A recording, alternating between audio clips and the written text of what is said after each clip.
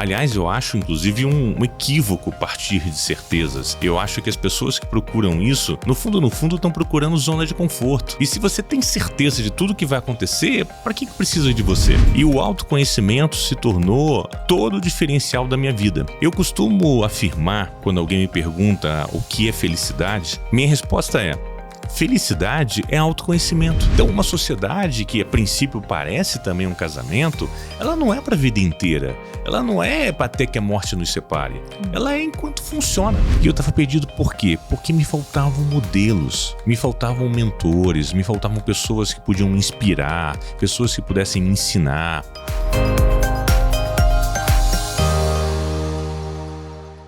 Olá, bem-vindos ao Empresário Sem Filtro, o podcast onde conversamos com empresários de sucesso que nos ensinam, se não o caminho das pedras, pelo menos como remover uma ou outra. E hoje, nesse episódio, nós temos o prazer imenso de receber Fábio Câmara.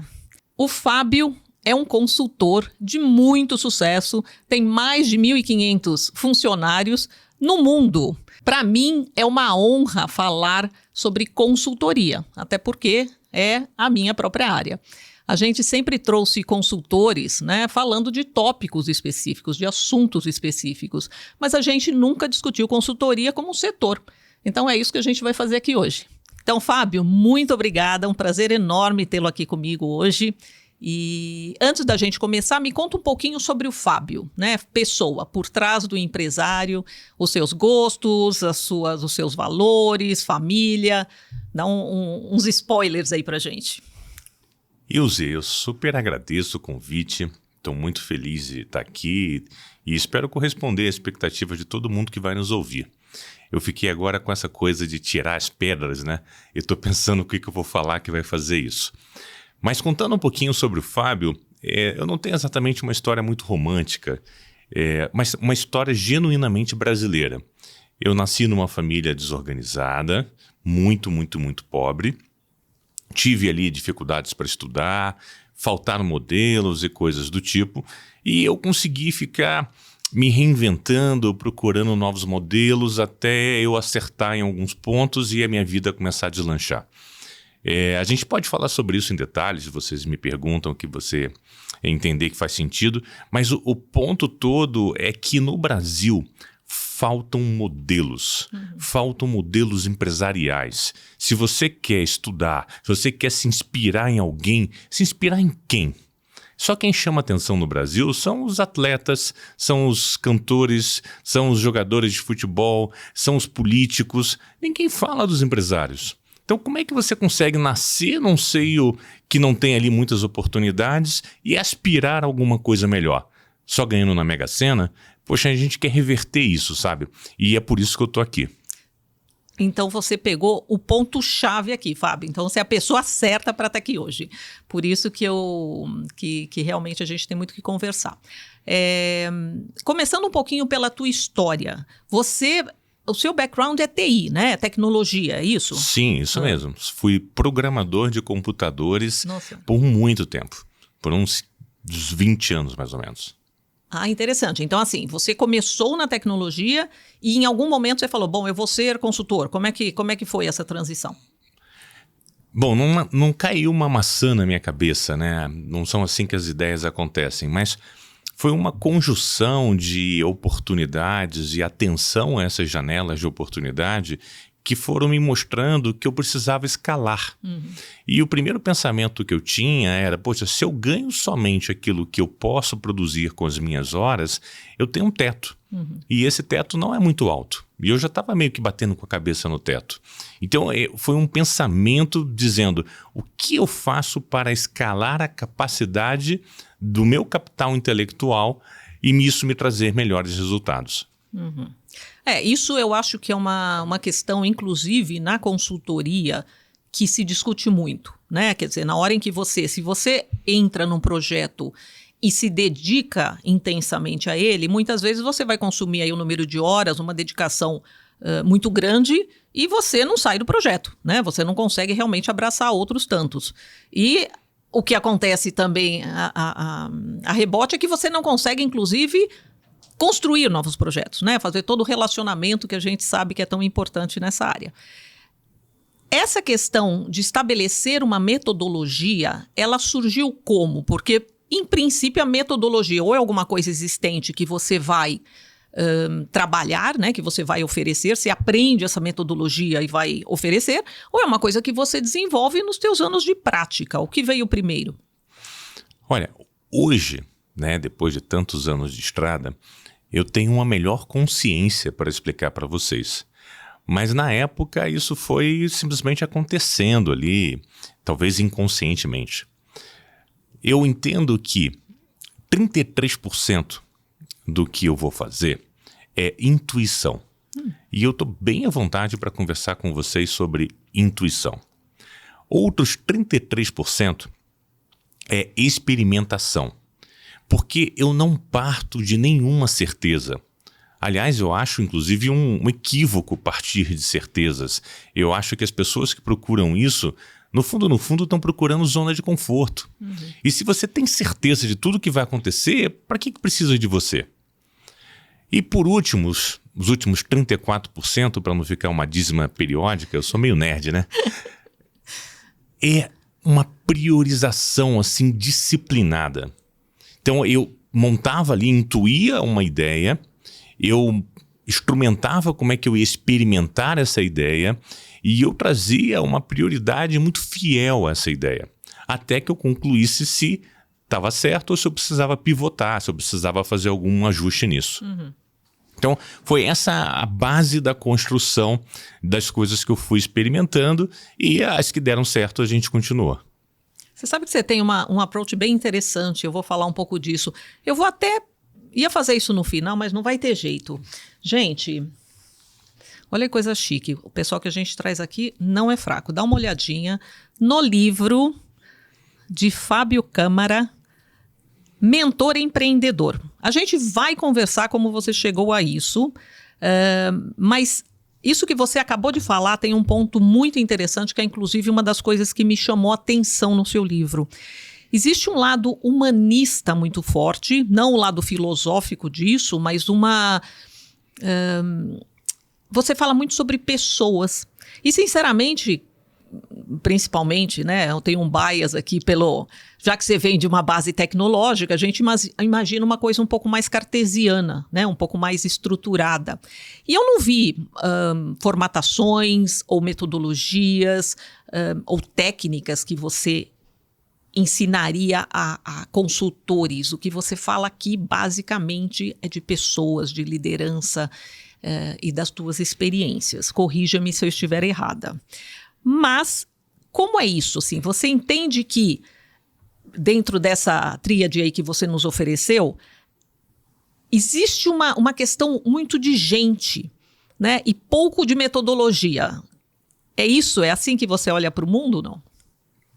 É, bastante disso, mas tem um pouquinho de racionalidade, tem um pouquinho de eu ser nerd. Então, se você procurar direitinho, tudo que eu falo no livro tem um modelo esquemático. E esse modelo esquemático precisa de 3 pontos. Eu nunca falo alguma coisa com 2 dicas. Toda vez que eu coloco bullets, tem que ser 3 bullets. É quase uma coisa assim enigmática e... enfim.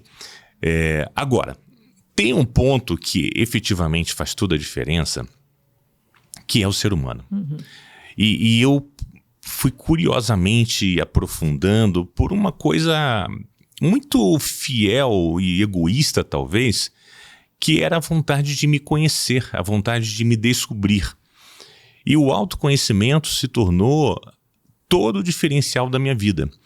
Eu costumo afirmar, quando alguém me pergunta o que é felicidade, minha resposta é: felicidade é autoconhecimento. Porque se eu me conheço, eu só escolho para perto de mim o que me faz bem, o que me agrada, o que me dá prazer, o que me constrói maior. Eu não escolho alguma coisa que é contra mim.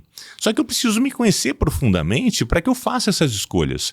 E esse é o principal critério humanista, o eu no centro de todas as coisas.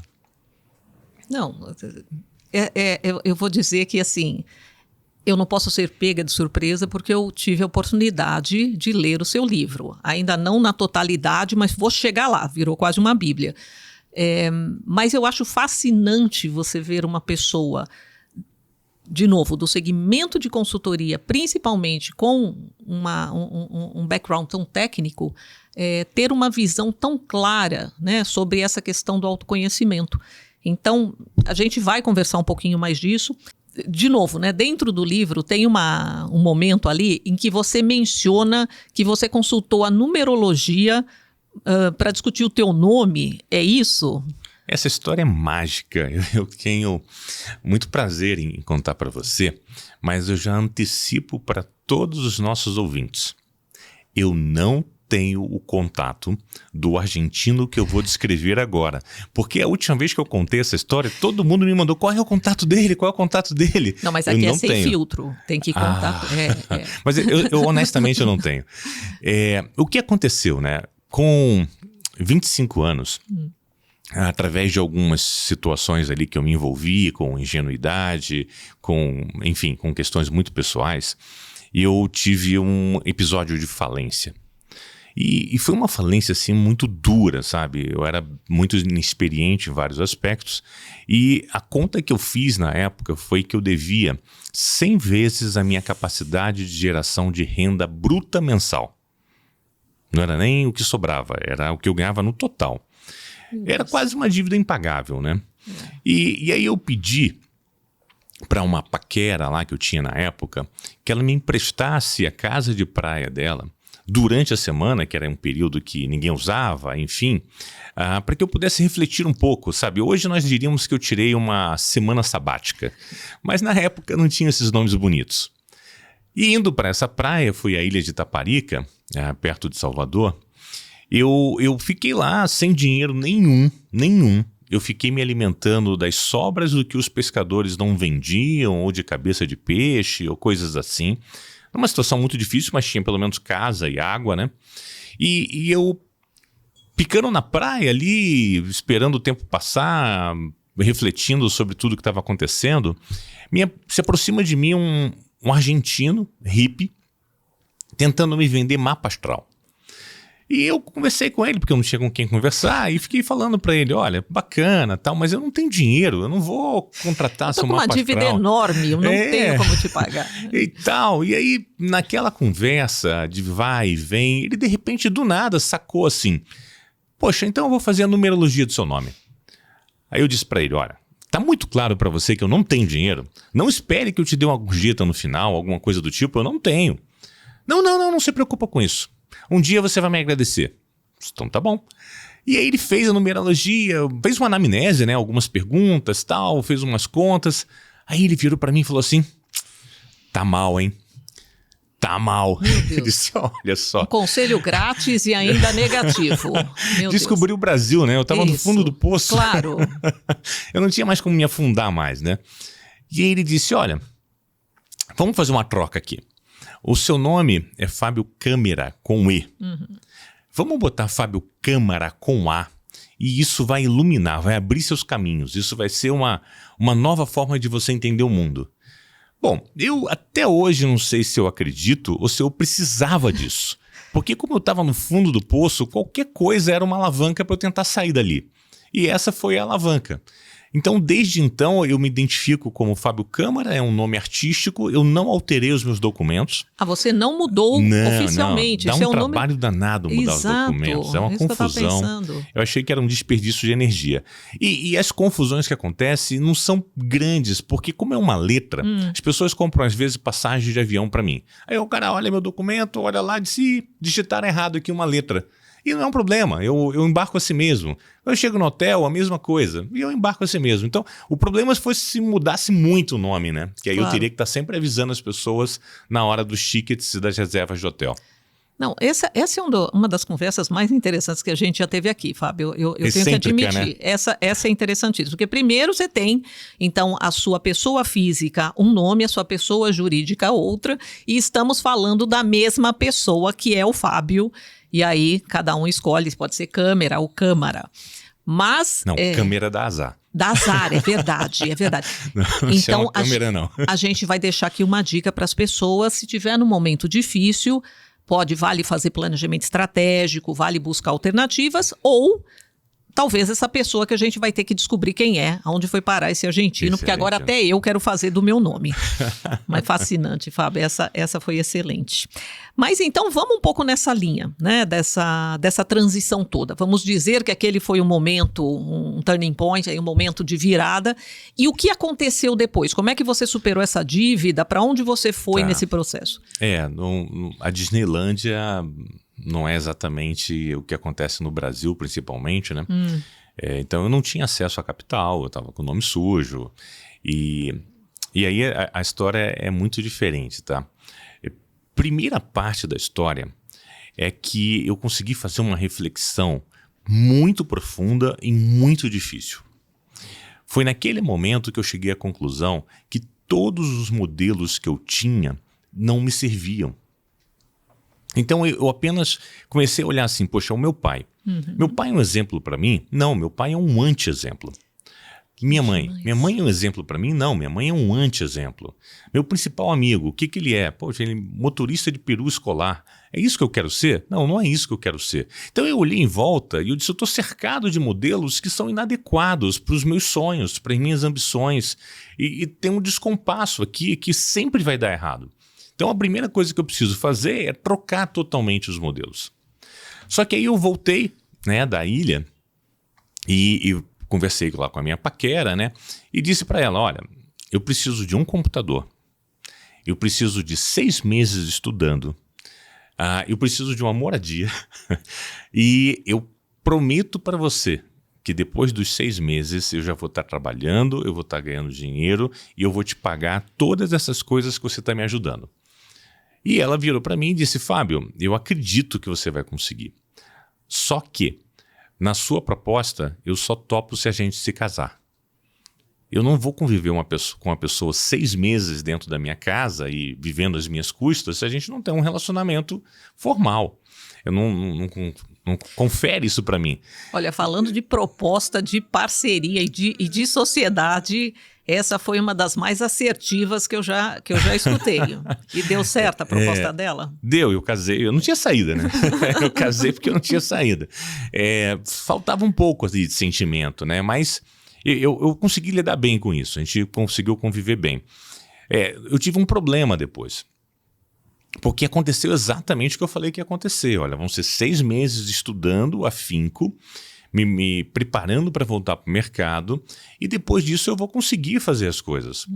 E aí, quando eu comecei a não ser mais completamente dependente desse relacionamento, ela começou a se sentir muito insegura.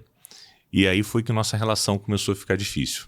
Nós viemos a nos divorciar 5 anos depois. Bom, então, este para mim é uma outra coisa que você traz muito no livro, algumas experiências de sociedade, vamos dizer assim, né? Umas que deram certo, outras que não necessariamente. Eu não estou colocando, obviamente, o teu relacionamento pessoal nessa categoria, mas eu colocaria como talvez pessoas que vieram à sua vida, né? Vieram para a sua vida e que ajudaram ou tiveram algum tipo de influência e de importância nessas decisões que você tomou.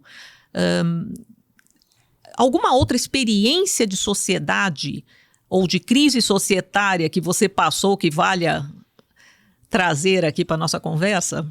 Olha, o assunto é muito vasto. A gente vai ficar 30 horas falando sobre isso. Vamos marcar mais 3 podcasts. Mais 3 podcasts. Eu tenho, hoje, 28 sócios.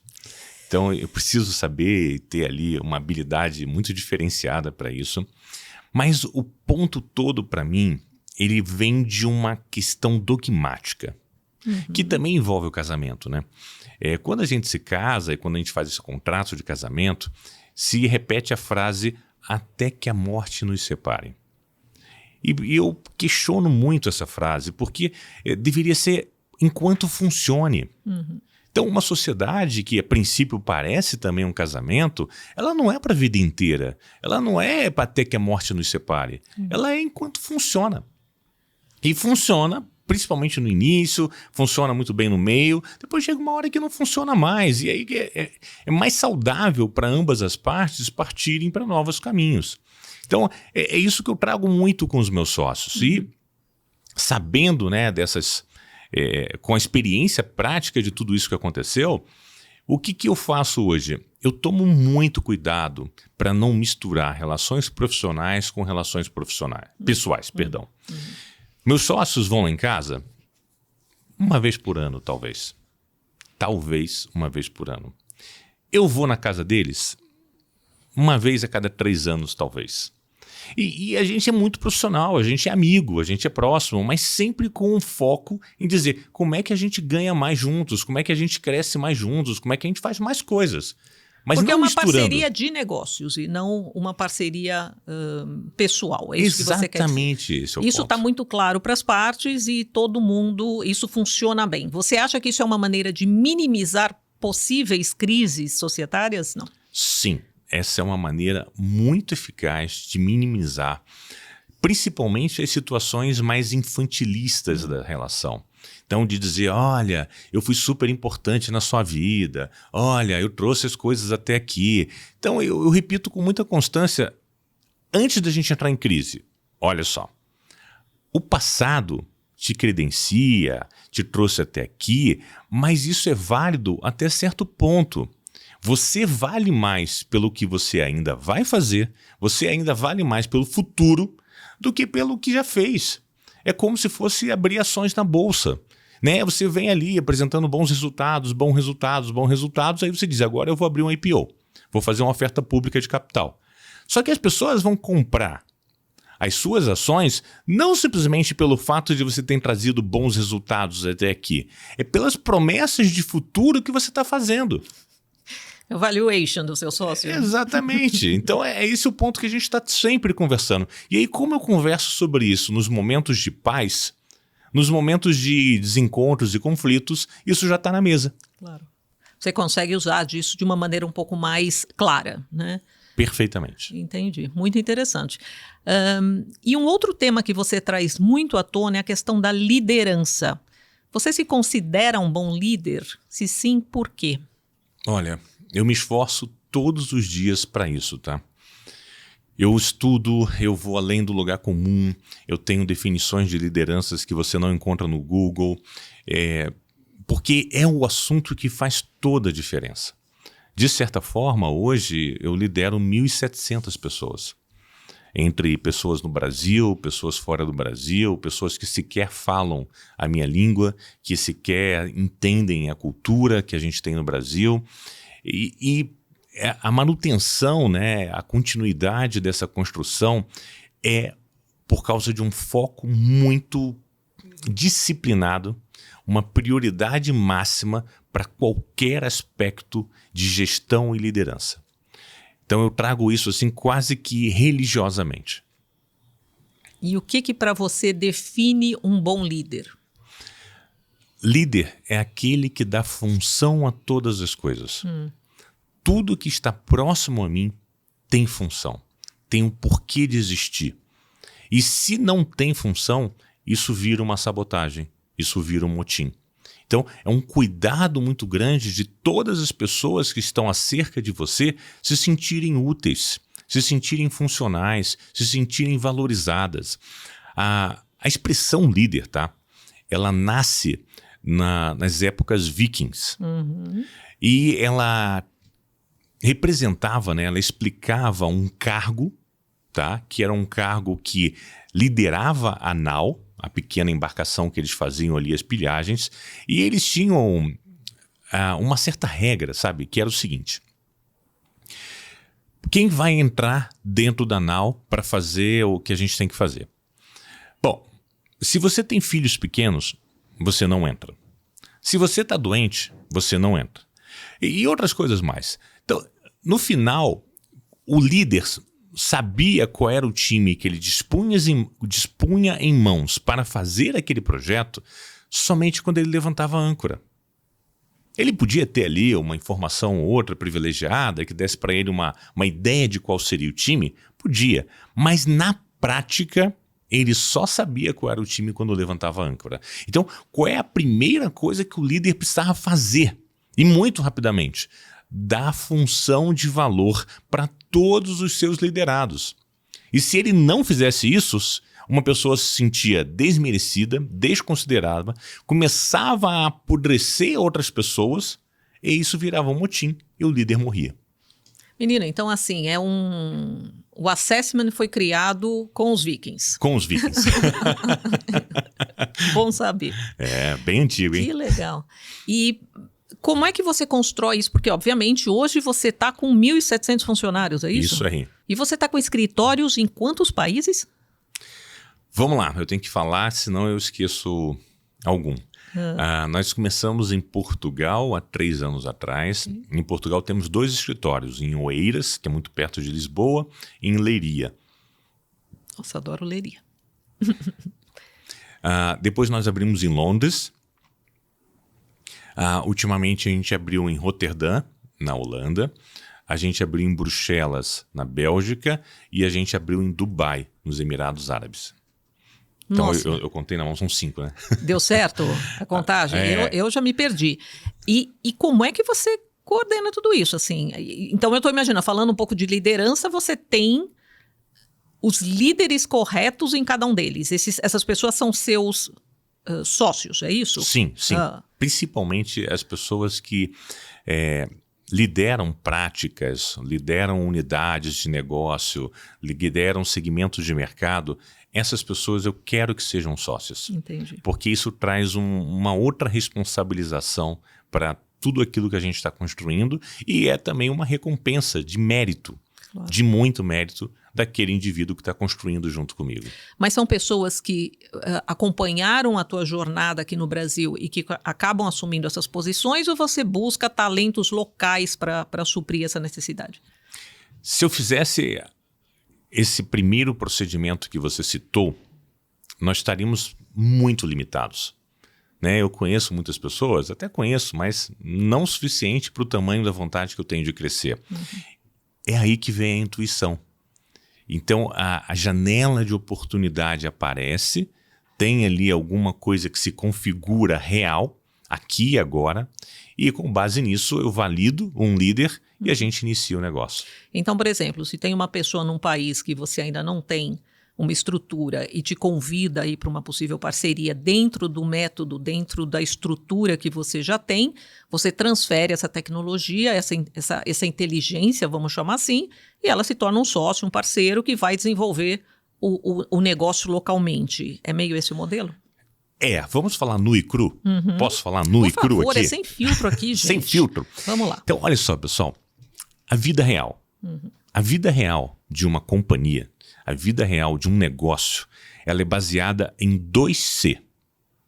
O primeiro C é cliente. O segundo C é caixa. É simples assim, não inventa. Sabe, vamos abrir aqui porque é muito legal, tem muito mercado, tem muito... Não, eu quero saber se tem cliente e se tem caixa. Se tem, vamos abrir amanhã. Se não tem, desculpa, amigão, eu acredito no aqui e agora.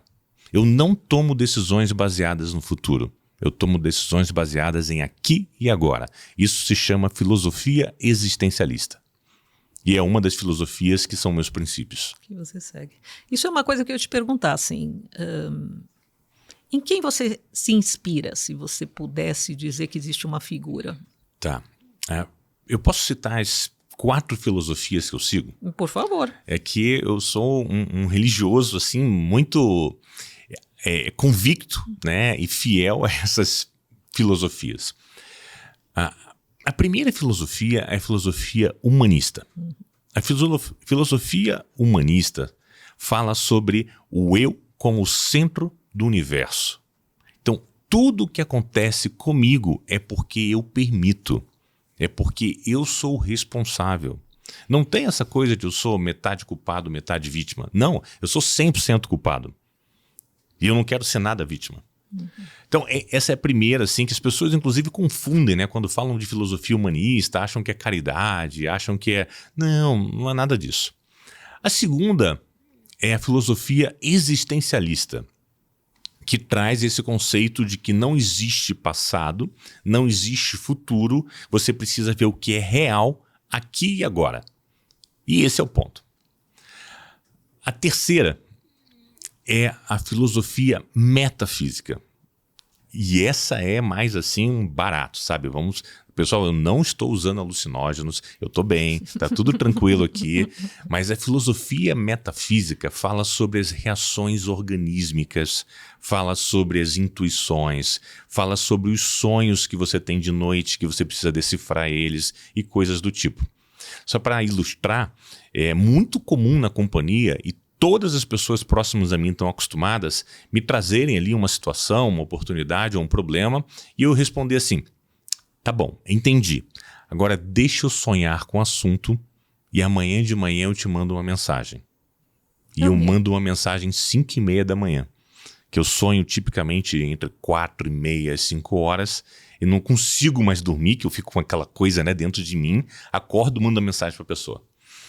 Existe um termo em inglês que eles definem muito, né? O sleep over it, que na realidade sempre teve uma caracterização muito mais de pensar. Eu vou dormir, vou me acalmar, vou acalmar o meu cérebro e vou pensar a respeito do assunto. Mas esse outro lado um pouco mais intuitivo, onde eu vou deixar, né, o meu inconsciente talvez me ajudar nessa decisão, para mim é fascinante. Eu tenho um lado assim um pouco mais holístico também, e eu acho que isso cada vez mais faz parte da realidade dos grandes empresários. Então, por mais que você tenha de novo, né, elementos mais estruturados, mais analíticos, mais cartesianos na forma de conduzir um negócio, nós somos humanos e temos aí várias camadas que eu diria que nem a gente se conhece ainda, né? E sabe como isso começou? Sabe como começou a minha curiosidade a respeito do tema metafísico? Ainda falta eu falar uma filosofia, não tá? Foi o argentino na praia, não, né? Não foi o argentino na praia. Nessa época eu não tinha nem instrução para isso. Foi o Steve Jobs. Que legal. Através do Steve Jobs, eu ouvi uma expressão que é um pouco comum, assim, norte-americana, que foi gut feelings. E eu disse, como é que traduz gut feelings? Porque gut é intestino, né? Sentimentos vindo do intestino, o que significa isso? Pode ser bom. E aí foi explorando, que eu entendi o que era. Porque se você analisar, é o seguinte, a primeira forma de contato que você, ser humano, tem com a existência é através das células intestinais, é através das vísceras, porque começa a se compor, né, o cordão umbilical, e o primeiro órgão que começa a funcionar para você é as vísceras. E ali você recebe uma alma, né? A alma é o sopro de Deus, a alma é o projeto de vida. Então ali você recebe uma informação da sua identidade, do seu projeto, do que é específico seu nessa existência, nessa dimensão, nessa humanidade. Então, de fato, as informações sobre o que nós precisamos fazer estão dentro. Você já percebeu que tudo é com in? Inteligência, né? Inteligência quer dizer intus legere, do grego intus legere. Intus, dentro. Leisure, leitura. Insight, intuição, é tudo in. Na realidade, a resposta está dentro de nós, né? A gente tem, principalmente, isso eu acho que é um insight muito legal com o IN, para quem nos acompanha, porque parte do nosso propósito, e esse propósito também, para mim, sempre foi uma coisa muito intuitiva, de buscar o que poderia agregar valor na vida das pessoas. E eu acho que, né, vindo do mundo dos negócios e tendo uma carreira nessa área mais corporativa, eu percebi que todo mundo que estava tentando começar sofria ali da dor de empreender, né, da dor do crescimento. E como é que a gente pode transferir essa inteligência, né, para essas pessoas? E quando a gente fala muito de propósito, para mim ele sempre foi, de novo, uma coisa muito pessoal, que volta, né, passa pelo autoconhecimento e essa busca constante do que eu faço bem e o que me dá prazer fazer, que eu acho que é um assunto cada vez mais atual nesse ramo. Então, começar a ouvir profissionais que cresceram, que olham para os seus negócios de uma maneira muito bem estruturada, que trabalham com com toda a estratégia necessária, mas que podem também entender o ser humano, né, por outras perspectivas, porque tudo isso faz muito parte desse contexto. Então, fascinante essa nossa conversa aqui, Fábio. Eu tô, de novo, né, ficar aqui até amanhã conversando sobre essas coisas. Posso falar da última filosofia? Eram 4, nós paramos... Isso, então, paramos na terceira. Nossa, e a última, ela tá até em moda, né, que é a filosofia estoica. Nossa, eu ia falar que você tem um lado... Bem estoicismo, né? Super. É que eu acho que a coisa mais prática assim, que eu tenho sobre o estoicismo é que eu preciso me preocupar apenas com aquilo que eu posso controlar. Então as pessoas falam, agora é direita, agora é esquerda. Pessoal, eu sou um voto. Eu não faço nem sombra para qualquer decisão, para qualquer final de decisão. Então assim, se é um lado, me adapto. Se é outro lado, também me adapto. E assim a vida toca. Eu sou muito darwinista, né? Não é o mais inteligente, não é o mais forte que vai sobreviver. É aquele que melhor se adapta a todas as situações. Então, como eu não procuro certezas, né? Eu acho que TI, inclusive, tecnologia da informação, está errado. É técnica para lidar com incertezas. Líder é aquele que tem a maior habilidade, o maior equilíbrio emocional para lidar com incertezas. E aí, baseado em incertezas, em adaptação, é que eu vou tocando a vida. Mas isso é uma loucura, né? Porque se você atingiu os patamares que você atingiu, né? Cresceu da forma como você cresceu, com esse elemento da incerteza, da instabilidade, do vamos... um dia após o outro, como é que essa conta fecha? Porque, de novo, né, você não só está em vários países, em países com culturas diversas, com segmentos diversos. Eu trabalhei fora há muitos anos e eu sempre falei que, para mim, o coeficiente ali que unia todas as coisas era o cliente. Então, não importa em que segmento, em que tipo de mercado, com que tipo de pessoas ou que tipo de produto eu estava oferecendo, era sempre olhar para esse consumidor final, né? Então, a necessidade dele, a gente buscava formas ali de atender, né? De fazer essa conexão. Mas isso implica num profundo entendimento do mercado onde você está e, de alguma maneira, de uma estratégia, de uma visão, de um futuro. Essas duas coisas talvez não sejam contrárias, opostas, mas como é que elas se encaixam na sua vida? Vou trazer um pouquinho da visão engenheiro, administrador ou até pensador sobre a vida. No fundo, existe uma racionalidade matemática que orienta a um determinismo. O determinismo é a faixa da sua vida que você vai chegar. Então você pode chegar no mínimo e pode chegar no máximo, mas já determinado, já programado por um cálculo racional matemático. Que cálculo racional matemático é esse? Quais são os seus 5 melhores amigos? Aonde você estudou? Aonde você cresceu? O que sua família tem? O que sua família faz? Tudo isso te dá já um determinismo.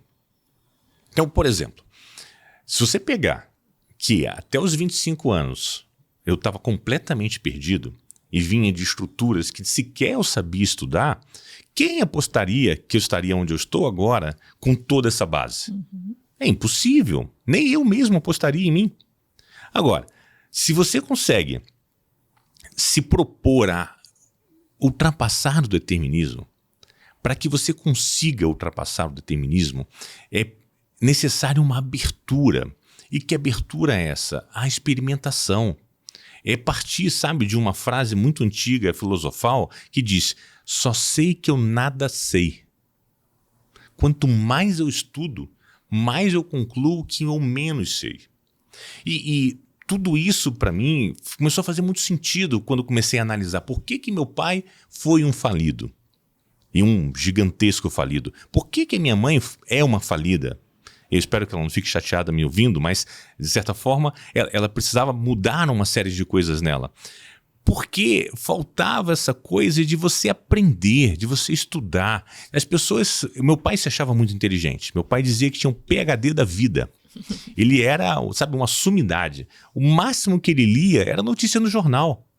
Que tem viés, né? Que são coisas plenamente orientadas com objetivo. Então, ele não tinha senso crítico sobre nada. Ele não conseguia fazer nenhuma dedução. Desculpe, nenhuma indução. Dedução é quando você pega aqueles particulares e associa a alguma teoria. Indução é quando você pega aqueles particulares e monta uma nova hipótese. Ele não conseguia fazer isso. As pessoas que não conseguem montar novas hipóteses, elas não ultrapassam o determinismo. Ok.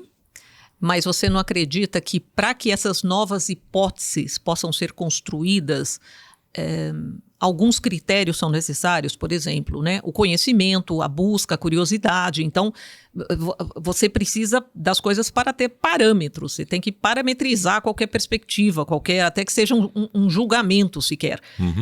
Como é que isso funciona? Se você tem pessoas que realmente vivem uma vida mais simples, né, dentro de um determinado contexto, etc. Você acha que as pessoas têm que ser curiosas e buscar e sair e ambicionar novas coisas? Como é que é isso? Eu quero trazer para você aqui um pensamento. Eu não acho que as pessoas têm vidas mais simples ou vidas mais sofisticadas. Eu acho que as pessoas têm vidas humanas ou vidas robóticas. Vamos pegar aquela música Cotidiano, de Chico Buarque. Todo dia ela faz tudo sempre igual. As pessoas mais simples, no fundo, são robóticas. Todo dia elas fazem tudo sempre igual. Se você não está aberto para curiosidade, se você não está aberto para experimentar o novo, para o long life learning, nada vai mudar. Nada. A probabilidade de você ganhar na Mega Sena é 1 em 16 milhões. É muito pequena. Então, o ponto todo está no seguinte.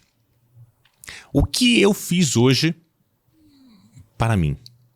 O que eu abri hoje de oportunidade para mim? E aí, nesses meus cálculos, você disse que eu não sou, né, muito nerd, mas eu sou, tô falando para você. Nesses meus cálculos, assim, eu comecei a perceber que as pessoas são iguais, exceto num momento. Então, olha só, 24 horas. 8 horas tá todo mundo dormindo. E dormindo todo mundo é igual. Outras 8 horas deveria estar todo mundo trabalhando. As pessoas precisam trabalhar. E trabalhando também todo mundo é igual. Então você é diferente com o que você faz no seu tempo livre. É o seu tempo livre que define as suas oportunidades, que define as suas construções. E o tempo livre, ele é bem complicadinho, porque ele é picado, né? É 1-2 horas de manhã, 1 hora no almoço, talvez umas 3-4 horas à noite. E à noite você tem ali a disputa, né? Família, atenção a outros assuntos e por aí vai. Então, você precisa se perguntar, o que eu fiz por mim hoje? O que eu fiz pela minha inteligência, pelo meu crescimento hoje? E aí você percebe as pessoas robóticas, elas ficam no Instagram. Elas ficam nas redes sociais, elas ficam desperdiçando o tempo, distraindo a cabeça, fugindo da sua própria realidade. E as pessoas que não fazem isso e que leem, que estudam, que tentam experimentar alguma coisa, elas estão abertas para o novo. E a curiosidade é uma coisa que nenhum robô, nenhuma inteligência artificial vai algum dia conseguir fazer. Isso é inato ao ser humano. Então, o que nos diferencia dos robôs? A curiosidade. Se um indivíduo não tem curiosidade, ele não é ser humano. Fui radical, né? Perdão. Não, pelo contrário. Eu acho que você está sendo radical em vários pontos aqui. Eu acho muito interessante isso, né? Que você tenha crenças tão bem formatadas e que elas, de alguma maneira, trilharam, né, a tua jornada e transformaram você na pessoa que você é. Então, assim, isso é muito legal, porque a gente realmente consegue, a partir daí, ter insights muito bem definidos. O que eu questiono eu concordo com o elemento da curiosidade, eu acho que ele faz muito sentido, eu acho que o ser humano, ele nasceu para ser um ser curioso, né? E daí que a gente desponta em tantas coisas. Mas a questão do uso do tempo pessoal, independente de certo e errado, será que é porque as pessoas não estão tão cansadas hoje em dia, que talvez esse sono não seja reparador e esse trabalho seja tão exaustivo, que elas simplesmente busquem algum escapismo? Então, qual é a diferença entre a curiosidade? Você pode assistir, talvez, usar as redes sociais, ou assistir, eu adoro ver o YouTube ali de maneira mais aberta, né, para ver outras perspectivas, mas não necessariamente talvez ter uma consciência tão pragmática disso, do uso desse tempo, né, talvez lendo livros, ou se aperfeiçoando em outras coisas, ou fazendo conexões profissionais ou pessoais. Como é que é essa divisão, por exemplo, do seu tempo, para usar disso como exemplo? Primeiro eu quero retrucar um pouco as suas questões acerca do tempo livre. Eu fui ler o primeiro livro na minha vida com 25 anos. Até os 25 anos eu nunca tinha lido um livro. Quando eu comecei a ler o livro, sabe o que aconteceu? Sono. Eu morria de sono, porque é tedioso, eu não estava acostumado com aquilo e tal. E aí eu precisava resolver esse problema. Eu precisava me manter acordado. Eu tomava café, eu mascava chiclete, ainda assim me dava sono. E aí eu pensei ao mesmo tempo que eu estou lendo o livro, eu vou fazer um resumo dele. Coloquei um caderno do lado, peguei uma caneta e comecei a escrever. Desta forma eu não tive sono. E eu comecei a aprender a estudar. Aí, vamos trazer isso para o que você está afirmando. Sabe o que me aconteceu? Certa vez, na Bahia ainda, eu fui chamado para ser professor de uma linguagem de programação, chamada Delphi, no Senai da Bahia. E lá chegando, olha, parece que você é um bom programador e tal, a gente não sabe se você sabe ensinar, mas vai ser muito importante para a sua carreira saber ensinar e tal. Eu disse, ótimo, estou a fim de aprender. E eu preciso te contratar para fazer uma apostila. Aí eu comentei com eles, olha, eu nunca escrevi. Eu não sei fazer uma apostila. O que eu tenho, que eu posso mostrar para vocês, são os resumos dos livros que eu estudei. Então faz isso, traz para a gente dar uma olhada e a gente decide aqui juntos. E aí eu organizei esses resumos, né, fiz ali uma sequência e mandei para eles. Uma semana depois eles me retornam. Fábio, isso aqui não é uma apostila, isso aqui é um livro. Eu mandei isso para uma editora e a editora aprovou. E assim saiu o meu primeiro livro, incidentalmente. Se chama Banco de Dados com Delphi. Meu Deus. Foi lançado em 1997. Você é um cara que não consegue escrever e-book, então você vira livro. Não sei. Mas assim, foi uma experiência que me disse muito sobre a vida. Me disse muito sobre as janelas de oportunidades. E por isso que essa questão da priorização, ela é muito importante, porque pior do que você estar num mau projeto, como consultor, é você estar indisponível para o bom projeto. E é isso que acontece quando você está num mau projeto. Você está irritado, você está estressado, você está trabalhando muitas horas, as coisas se perderam ali. E aí aparecem as outras janelas de oportunidade e você está cego, você não consegue, não está disponível. Desculpa, termina. Terminei. Só para não... Porque esse é um ponto que me chamou bastante atenção no teu livro também. A hora que você fala sobre dizer não a certos projetos, e aí tocando um pouquinho na questão da consultoria, como setor, como segmento, como forma de trabalho. O que você acha que faz, não só de um profissional, mas de uma empresa, né, uma boa consultoria, um bom consultor? O que é isso de dizer não para projetos ou buscar aquilo que faz sentido para você? Lá vem mais um modelo esquemático, tá? Mas esse vai de 4, não vai de 3. Eu prometo que eu não vou te interromper até você terminou o quarto, porque é tanto assunto interessante aqui. Poxa, mas eu tenho que tomar cuidado com o tempo. eu comecei a montar uma hipótese sobre 4 fases de autonomia. A primeira fase se chama autonomia de sustentação. Então, enquanto você não se sustenta, faça qualquer coisa. Porque vender o almoço para comprar a janta, e eu manjo muito disso, tá? Fiz muito isso, não é legal. Isso quer dizer o seguinte, olha, eu não tinha como me bancar. Eu comecei a trabalhar em festas de casamento, carregando aquelas iluminações, desenrolando os fios e coisas afins, né? Eu tenho 1,88 m, mais jovem eu era mais forte. Eu comecei a fazer carreto. Eu carregava geladeira, carregava máquina de lavar, coisas muito pesadas mesmo. E era isso, eu tinha que fazer, porque complementava a renda. Eu não me sustento. Interessante. Então, assim, se a ideia é simplesmente se sustentar neste primeiro momento enquanto você está construindo, não tem ego na história. O importante é... se sustentar. Base da pirâmide de subsistência. Exatamente. Isso é muito importante. A segunda fase da autonomia, eu chamo de autonomia de ação. Então, eu comecei a trabalhar com TI, eu comecei a fazer algumas coisas relacionadas a TI e me apareciam. Olha, tem um carreto aqui e tal, parará, bora. Tem uma festa. Pô, sabe o que era legal na festa? Obviamente, carregar as lâmpadas e desenrolar os fios era muito chato. Era muito emocionante. Era muito. Mas sobrava muita comida. E algumas pessoas eram gentis e ofereciam pra gente. Vocês não querem levar um pouco de comida pra casa que vai estragar? Pô, aquilo às vezes salvava a minha semana. Eu ficava comendo coxinha até não aguentar mais. O freezer lotado, mas pelo menos tinha o que comer. Exatamente. E nem freezer eu tinha, tá? Era geladeira mesmo. E aí, quando comecei a autonomia da ação, eu recebia esses convites e eu dizia não.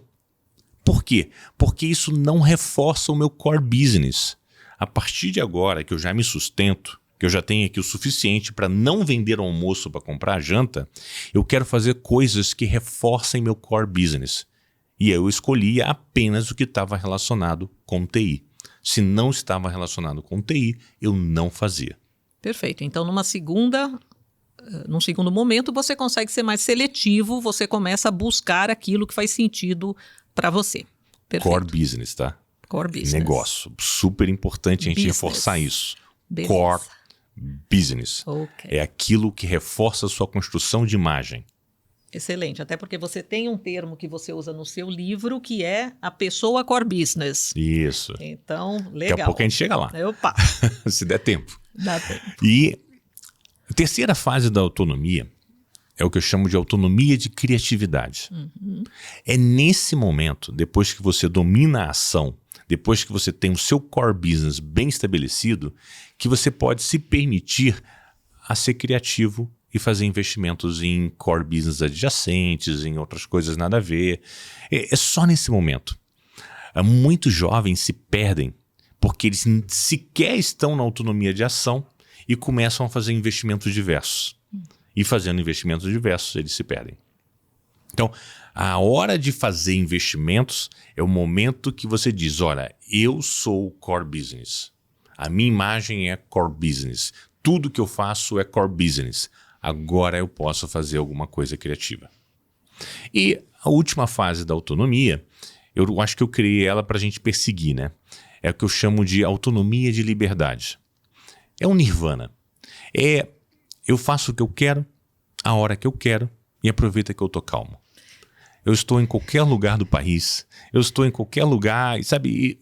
É uma consciência muito grande assim de dizer, poxa, eu entro num restaurante e eu não olho para os preços. Eu olho porque eu quero comer. Eu entro em qualquer lugar e eu sei que eu posso estar ali. E eu não estou preocupado com isso. Eu não olho minhas aplicações. Eu fiz uma entrevista para um banco aí que eu estou mudando de conta. E eles perguntaram, quantas vezes eu olho as minhas aplicações? Sei lá, cada 3 meses. Isso é privilégio. Mas a gente busca isso. Olha só, é uma construção de autonomias. Isso não caiu do céu. Perfeito. Mas então, assim, um esquema talvez piramidal, pelo menos da forma como eu estou vendo aqui, você parte, obviamente, dessa subsistência, você constrói aí alguns patamares relacionados a esse core business, nesse momento ainda bastante profissional, né, com foco ali na tua ascensão profissional, E lá em cima você está já numa posição pessoalmente muito mais tranquila. Então, neste topo você não está buscando mais esse core business. Você está fazendo, você volta ao seu propósito, à sua essência e às suas necessidades pessoais. É isso? Não. Eu me permita ser um pouquinho discordante, né? Eu não quero parecer rude de forma alguma. O conceito é seu, então nós estamos discutindo. Não, mas não é. Porque assim, se em algum momento eu parar de cuidar do meu core business, eu perco a minha base econômica. Claro, mas você se permite a ter outros focos, né? Hoje eu posso. Então assim, claro. eu tenho que cuidar de todos, tá? Claro. Eu tenho que estar sempre de olho se eu me sustento. Sempre. Eu tenho que estar sempre de olho se eu estou reforçando o meu core business. Eu tenho que estar sempre investindo. Se eu parar de investir, eu também estou perdendo posição para que eu possa estar no nirvana. Para que eu possa estar na autonomia de liberdade. Então essa sustentação, esse pilar tem que estar sempre lá, né? Exatamente. Ele não se... Você supera como ação, mas você não deixa de cuidar como uma fase que você atravessou. Você tem que estar sempre cuidando. Entendi. Nossa, isso é super complexo. Dá um livro, só isso já dá um livro sozinho, né, Fábio? Você sabe que o meu livro, muitas pessoas me falam que cada capítulo daria um livro. Que, diferente dos livros norte-americanos, né, que aparece ali um conceito e eles explicam o mesmo conceito em 300 páginas, eu explico vários e vários conceitos em 200 páginas. Mas é verdade mesmo, cada capítulo ele tem ali um foco e você consegue inclusive lê-los separadamente. Exatamente, né? E fora da ordem. Exato. Então por isso que eu falo que ele é uma bíblia aqui pra gente. Então, eu tive 2 problemas com a editora, curiosamente, tá? O primeiro é que eu não queria de jeito nenhum que colocasse a minha foto na capa. E eles encheram, tá bom, vai, coloca. Tá saindo agora a 2ª edição do livro e eu consegui tirar a foto da capa. Não acredito. Ah, tirei. Porque o mentor empreendedor não é você, é um conceito. É um conceito, é superior. Como a F-Câmara não sou eu. Claro. A F-Câmara é superior a isso hoje. Claro. E o livro tá vendendo super bem e tal, aí tá saindo a 2ª edição agora e vai ter um capítulo a mais. E vai me tirar a foto da capa. E a outra confusão que eu tive sobre o livro foi a ordem. Nossa, discussão, bota isso primeiro, bota o segundo. Cara, não sei. Claro. Todos os capítulos têm início, meio e fim, e eles se concluem em si mesmo, né? E eles somam. Então, eles coloca na ordem aqui. Complementam, mas não são cronológicos necessariamente. Exatamente. Né? Porque são conceitos. Eu acho muito importante para quem vai, né, ter o prazer e o privilégio de ler, que entenda bem isso e não se cobre. Eu vou até mostrar uma coisa aqui que eu fiz. Olha o fundo do livro, todinho já rabiscado. Que bacana. Tem já página marcada. Isso é um prazer enorme. É isso, porque eu acho que você tem que olhar e de novo, né, colocar dentro das tuas perspectivas. Eu acho que o consultor em si, ele tem um pouco dessa dualidade entre acreditar que ele está vendendo ele mesmo ou ele está vendendo um conceito, uma metodologia, uma formatação, e talvez seja um pouco da combinação das duas coisas, né? A sua autoridade, a sua história, a sua prática com aquilo que você quer trazer. Então eu acho legal você ter alguma coisa que possa olhar para isso e desafiar, né? Você pode ou não concordar com os conceitos, mas eu acho que parte daquele elemento da criatividade que a gente estava conversando, que é a curiosidade, que é o buscar, né, entender aí pontos de vista. E até porque, nossa, esse aqui a gente... Tá muito interessante isso aqui, a gente não vai terminar hoje, mas... alguma coisa, algum conceito, alguma coisa que você ainda gostaria de mencionar, Fábio, que eu acho que pode ser interessante, não só, obviamente, para pessoas na sua linha de trabalho, mas para empreendedores de maneira geral, pessoas que estão começando na profissão ou que estão em algum nível aí de novas etapas, né, de mudança, que você acha relevante mencionar? Eu quero contar um episódio que é caricato. E vai te provocar profundamente. Agora eu estou sendo provocador. Eu já estou super provocada aqui. Então, mais uma. No início da companhia, né, ainda ali eu presa, eu sozinho ali no quarto da minha filha e tal, quer dizer, no quarto que veio a ser da minha filha em seguida, eu estava fazendo um MBA. Estava estudando tal, uma coisa muito importante para mim que não tinha canudo, né? Então fui atrás dos canudos.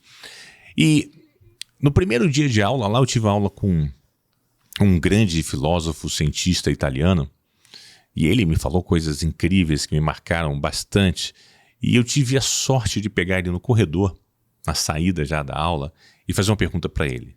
Eu disse: professor, com a sua capacidade aí de sensorial, a sua capacidade de perceber as pessoas e tal, me responda o seguinte: você acha que eu vou ser um bom empresário? Aí ele virou para mim e disse: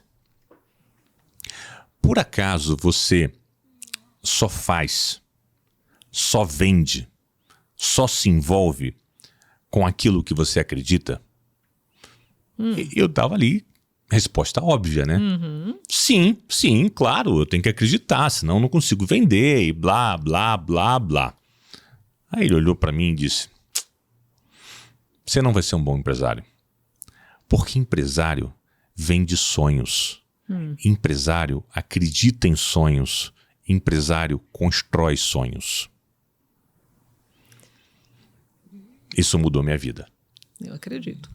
Inclusive porque eu concordo com essa última questão, né? Eu, às vezes, e trabalhei muito com empreendedorismo, com startups, etc.